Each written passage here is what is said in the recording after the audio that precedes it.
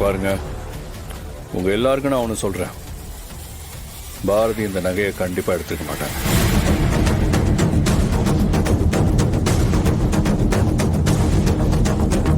நீங்க எல்லாரும் எதை மனசுல வச்சுக்கிட்டு இப்படி பாரதி மேல அபாண்டமா பழிய போடுறீங்கன்னு எனக்கு நல்லா தெரியும். இது கொஞ்சம் கூட சரியில்லை. பாரதி தான் நகை எடுத்துட்டான்னு எப்படி வாய் கூசாம இப்படி பொய் சொல்லிட்டு இருக்கீங்க? பாட்டி, பாரதி மித்ரா ரூம்குள்ள இருந்து பேக் எடுத்துட்டு வர்றத நான் என் கண்ணால பார்த்தேன். நான் கூட இப்ப சாதாரணமா தான் நினைச்சேன்.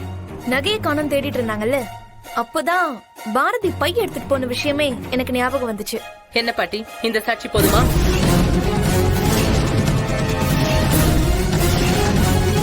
இப்ப புரியுதா? பாரதி தான் அந்த நகை எடுத்திருக்கான்னு சொல்லி அவசரப்படாதீங்க. இந்த ரூம் ஃபுல்லா தேடி பார்த்தா நகை எங்க இருக்குன்னு தெரிஞ்சிரும்.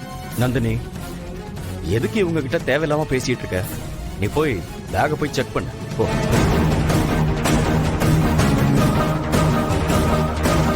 இப்ப என்ன? நான் அந்த நகையை எடுத்துட்டு வந்திருக்கேன், இந்த ரூம்ல தான் வச்சிருக்கேன். உங்களுக்கு இந்த ரூமை செக் பண்ணணும், அவ்வளவுதானே? ஏன் மடியில கனம் இல்ல, அதனால நான் யாருக்கும் பயப்பட வேண்டிய அவசியமும் இல்ல. தாராளமா செக் பண்ணி பாத்துக்கோங்க. நந்தினி, போய் பேக செக் பண்ணு.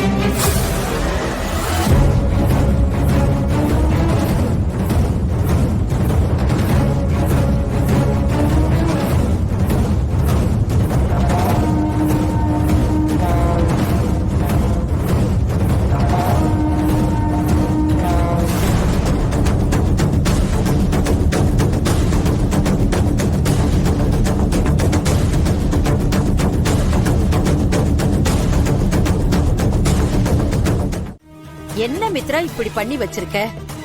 உன்னோட அஜாக்கிரதையினால எவ்வளவு பெரிய தப்பு நடந்து போச்சு.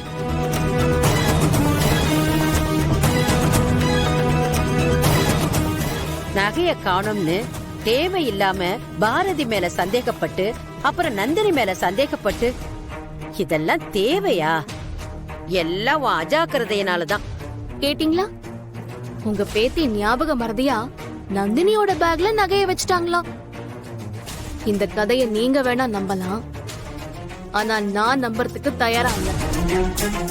என் மேல பழிய போட்டு என்னை இந்த மண்டபத்தை விட்டு வெளியே அனுப்புறதுக்காக திட்டம் போட்டுதான் இப்படி பண்ணிருக்காங்க. இங்க பாரு பாரதி, என் பேத்தி இந்த மாதிரி கேவலமான வேலைய பாக்குற ஆளெல்லாம் கிடையாது. அவ ஏதோ கல்யாண அவசரத்துல ஞாபக மறதிய நந்தினியோட பேக்ல வச்சுட்டா. சந்தர்ப்பமும் சூழ்நிலையும் நீ நகையை எடுத்த மாதிரி ஆதாரத்தோட எங்களுக்கு சொல்லிருச்சு. அதனாலதான் உன்னோட ரூம்ல வந்து நாங்க செக் பண்ணோம். மத்தபடி யாரும் எந்த திட்டமும் போடல பாரதி. உன்னை சந்தேகப்பட்டதுக்கு வேணா நான் உன்கிட்ட மன்னிப்பு கேட்டுக்கிறேன். ஏதோ மித்ரா மறந்து போய் வச்சுட்டா, அதுக்கு உன் இஷ்டத்துக்கு பேசிக்கிட்டு இருக்க.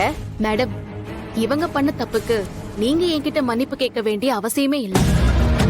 நீங்க உங்க பேத்திய ரொம்ப நம்புறீங்க. நான் உங்க பேத்திய பத்தின ஆதாரத்தை குடுக்கறப்போ மித்ரா எப்படிப்பட்டவன்னு நீங்களே தெரிஞ்சுப்பீங்க. அந்த சமயத்துல நீங்க உங்க பேத்தி பக்கம் நிக்காம நியாயத்தோட பக்கம் நிப்பீங்கன்னு நான் நம்புறேன்.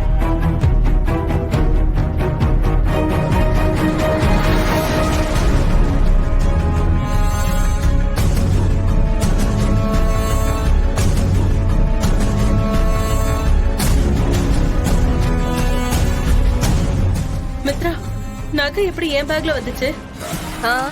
அத நான் தான் உன்கிட்ட கேட்கணும். எப்படி நந்தினி, எப்படி அது உன் பேக்குள்ள வந்துச்சு?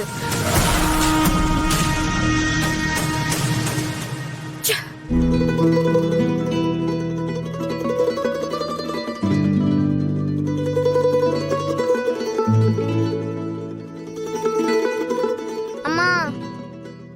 நந்தினி ஆண்டி மித்ராவோட சேர்ந்து உங்க மேல வேணும்னே பழி போடுறாங்க.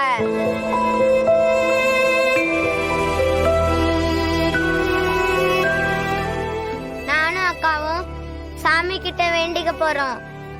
சாமி நம்மளை காப்பாத்துமா?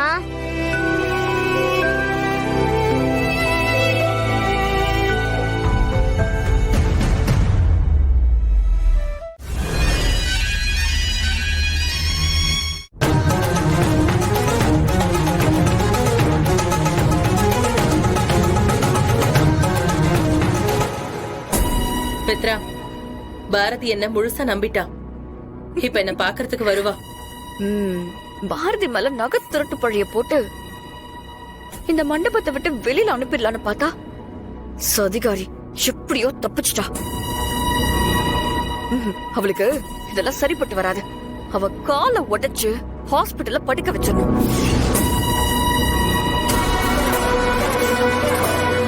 மித்ரா, பாரதி வந்துருவா. நம்ம அதுக்குள்ள இந்த எண்ணெய அவ வர வழியில படிக்கட்டுல ஊத்தி விட்டுறணும். அவ நடந்து வரப்ப இந்த எண்ணெய் மேல காலை வச்சு வழுக்கி விழுந்து கை கால் உடையணும். சரி சரி, ஓகே.